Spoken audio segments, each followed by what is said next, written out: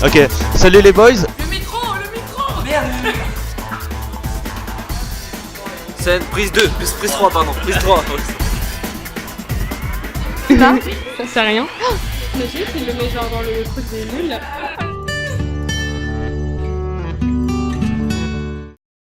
Bonjour à tous, je vais vous présenter la croissance des plantes sans terre.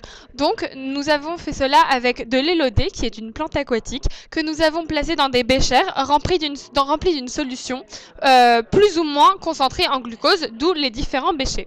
Donc vous avons fait cela pour constater si oui ou non la plante allait grandir dans la solution forte en glucose, vu que dans l'espace on ne peut pas emmener de la terre. Et donc par contre ça a été fâcheux parce que ça n'a pas marché. Donc, voilà, on a eu un petit problème, ça arrive, hein, même les pros, voilà.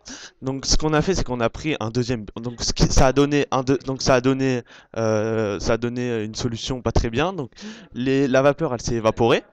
Donc la solution de glucose s'est évaporée.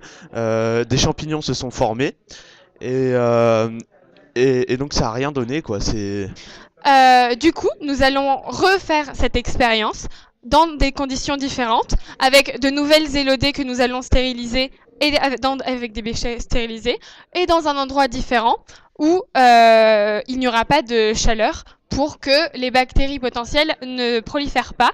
Et ensuite, nous allons changer tous les 3 jours environ la solution de glucose pour la remplacer avec de la solution fraîche pour que les bactéries ne puissent pas proliférer s'il y en a.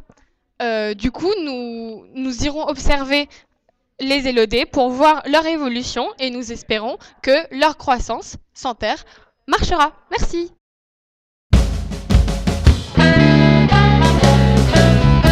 Donc la semaine dernière, on a réalisé un TP sur le dosage des protéines donc dans 2 viandes, donc une viande sous vide et une viande fraîche.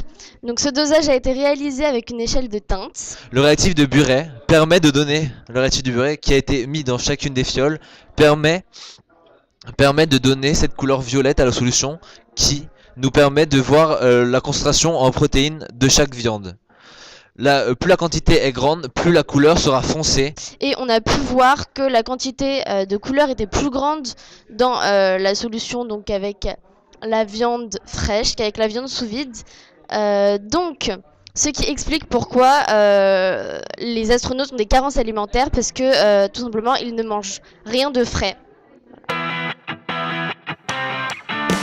Donc bonjour à tous, dès à présent nous allons étudier la chute libre qui est en relation avec la trajectoire parabolique, donc l'impesanteur. Quelques groupes ont trouvé que l'impesanteur est une situation de chute libre lorsque seul le poids agit sur un objet. Donc nous avons fait 2 expériences. La première est une expérience basique où nous avons fixé une partie, une sorte, donc on peut prendre un bâton, quelque chose d'assez flexible, que nous allons fixer par exemple à une table ou pareil un objet. Cet élément flexible contiendra un projectile qui sera, grâce à l'action de la main sur l'élément flexible, qui lancera le projectile à l'endroit voulu. Qui peut être calculé. De plus, nous avons fait une deuxième expérience qui est le même principe. Nous avons fixé sur une sorte de tige assez résistante un élastique sur pareil un bâton flexible, et nous avons déposé un projectile qui va, grâce à l'action pareil de la main de l'homme, va projeter le projectile à l'endroit.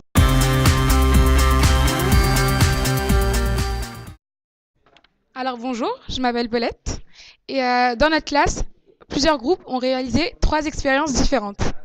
Alors la première est de lancer un objet en l'air.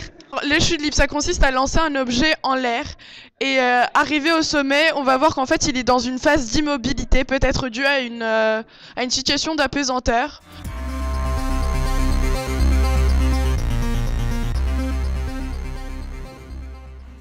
Ensuite, la seconde expérience, c'est lancer un objet. C'est lancer un objet en se déplaçant. Oui. Lancer un objet en se déplaçant, on observe que l'objet suit le mouvement sans effort particulier. Il reste attaché au référentiel de départ. La troisième expérience. Lâcher différentes masses accrochées à un dynamomètre. Accroché à un dynamomètre. Les dynamomètres affichent 0 N lors de la chute, comme si les masses n'avaient plus de poids.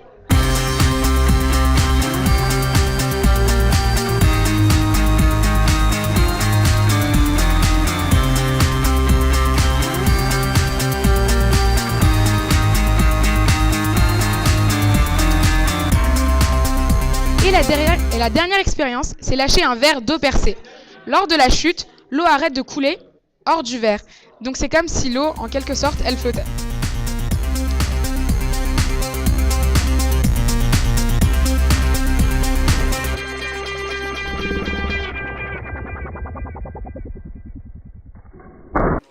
Et sur ce, nous allons conclure notre bilan.